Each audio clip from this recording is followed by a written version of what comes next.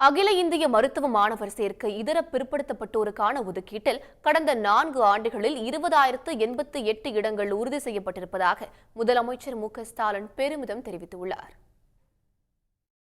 உச்சநீதிமன்ற தீர்ப்பின் மூலம் கடந்த 2021ஆம் ஆண்டு ஜூலை 29இல் அகில இந்திய மாணவர் சேர்க்கையில் இதர பிற்படுத்தப்பட்ட பிரிவினருக்கு 27% இடஒதுக்கீடு உறுதி செய்யப்பட்டது. இதன் மூலம் கடந்த 4 ஆண்டுகளில் மொத்தமாக 20,088 மருத்துவ இடங்களை ஓபிசி வகுப்பைச் சேர்ந்த மாணவர்கள் பெற்று பயனடைந்துள்ளனர். இதனை எக்ஸ் தளத்தில் பதிவிட்டுள்ள முதலமைச்சர் மு.க.ஸ்டாலின் 20,088 இடங்கள் பல குடும்பங்களின் பல தலைமுறை கனவு என கூறியுள்ளார். சதிக்கு கால் முளைத்து சாதியாகி உழைக்கும் மக்களை ஒடுக்கினாலும் விதி வலியது, இதுதான் நம் தலையில் எழுதியது என சுருண்டு விடாமல் போராடி பெறும் உரிமைகளால் கல்வி மற்றும் வேலை வாய்ப்புகளில் நமக்கான இடங்களை உறுதி செய்கிறோம் என்று குறிப்பிட்டுள்ளார்.